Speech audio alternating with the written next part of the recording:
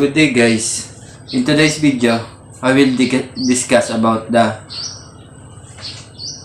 phases of polygraph techniques and type of questions. What are the procedures, phases followed in the polygraph techniques? Phase 1, preliminary investigation.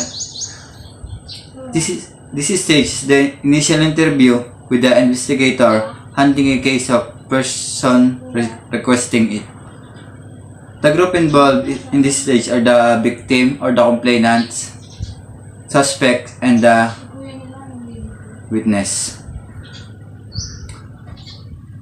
And under the phase 1, it is the preliminary observation.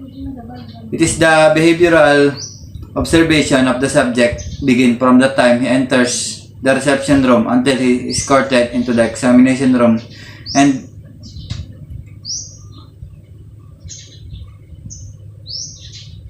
must be recorded by secretary of receptionist. Phase 2, the pre-test interview.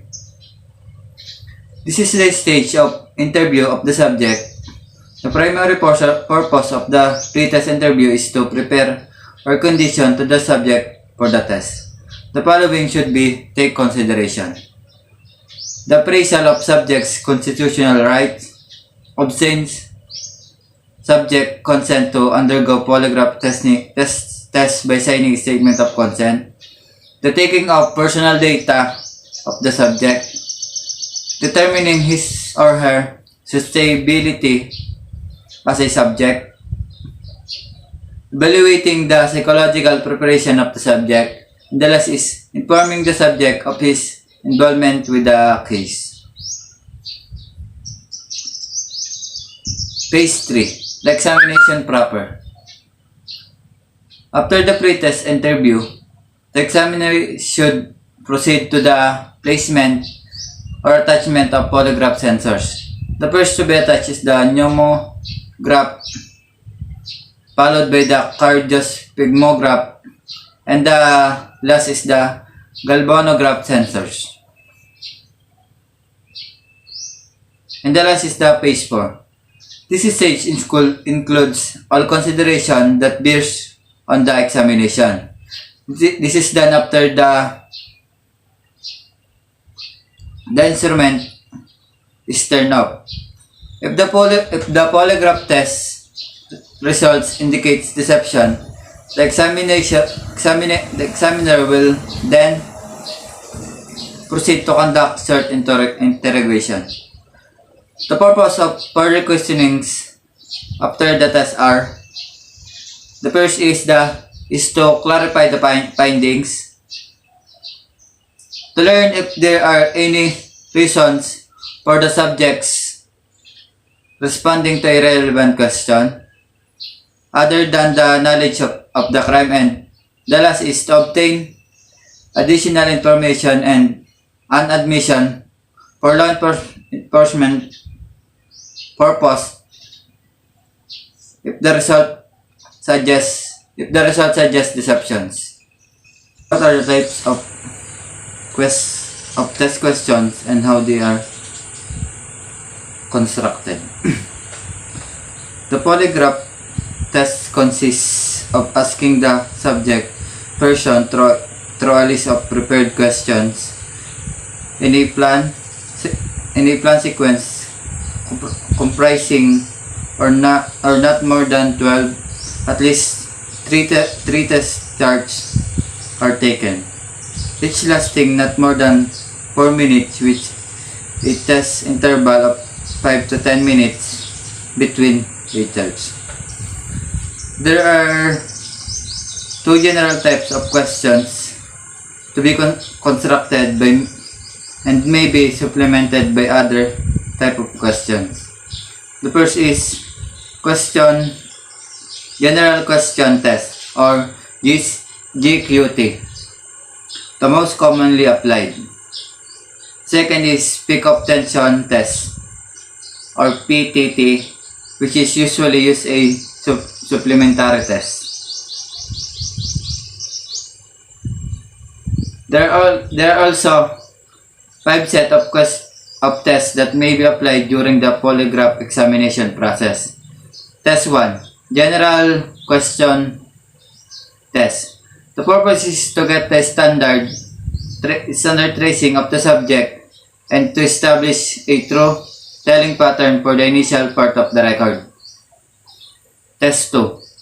Number test or psychological test. The purpose is to check the possible deliberate distortion when the chosen number is asked and to obtain a chart wherein the subject is not under stress. Test 3. Spot responder. The purpose is to determine the responsiveness of the subject to crucial question or on spot responses. Test 4. Mixed question. The purpose is to compare the degree of reaction between control and relevant questions. Test 5. Silent answer test or CAT. It is a confirmatory test. The general question test consists of series of relevant and irrelevant questions. As a plan order, questions are also arranged as to make comparison of responses to relevant question with a subject norm made during the answering of irrelevant questions. The relevant question. Relevant questions are questions directly related to the offense under investigation. In pre-employment and periodic screening, the area of interest may be a series of the relevant questions such as, have you ever been fired from a job? Or have you stolen more than 50 pesos in 1 year from your employers? Relevant questions are further classified according to its stimulation effect when applied, namely strong relevant or primarily relevant questions. Example of this is, do you steal Nick's iPad? Next is secondary or weak relevant. The example of this is, between 10 to 12 a.m. of February 10, 2011, did you open the table drawer of Mr. De La Cruz?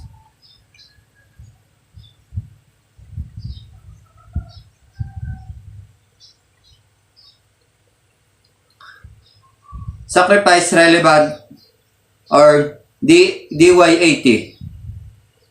Designed to observe the response generally generated by the introduction of the first relevant questions in the series.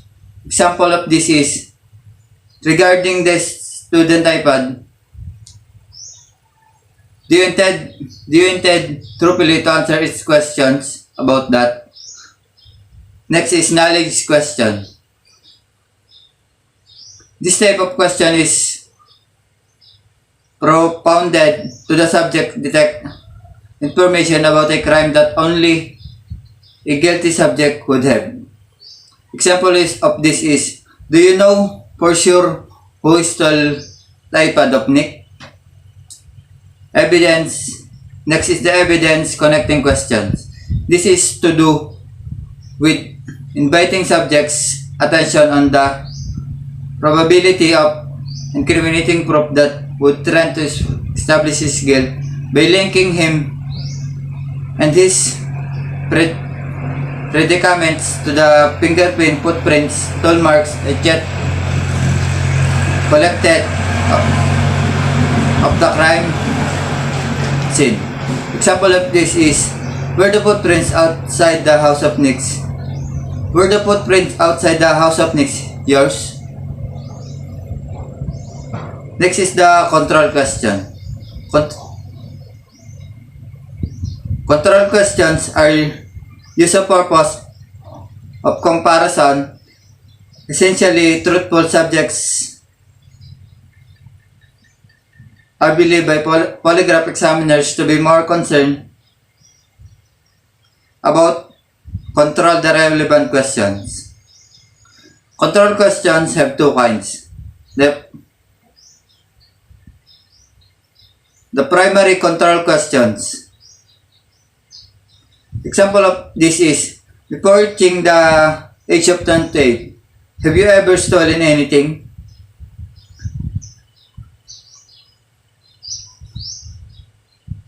Next kind is secondary control questions.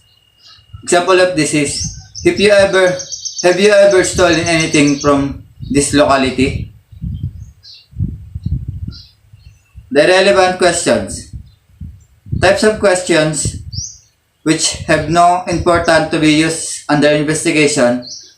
There are questions which are believed to have no or very little emotional impacts on a subject. Example of this is, did you eat today? Do you smoke? Are you wearing brown leather jacket now? Do you live in Burgos Street, Bacolod City? And the last is the sample set of general question test.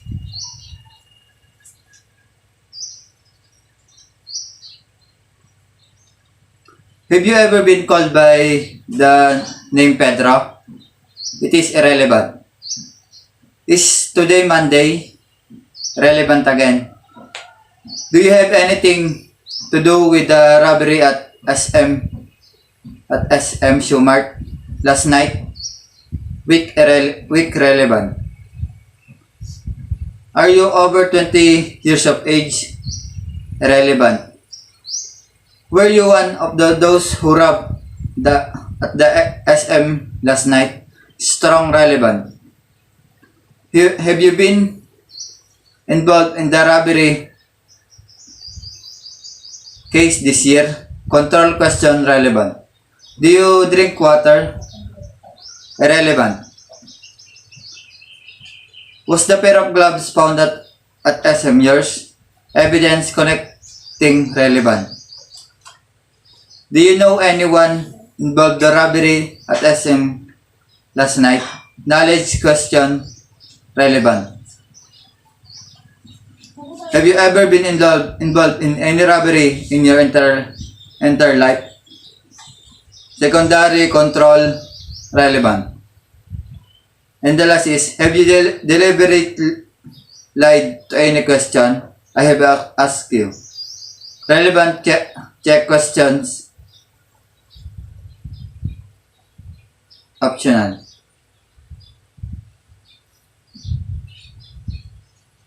That's all for today. Thank you.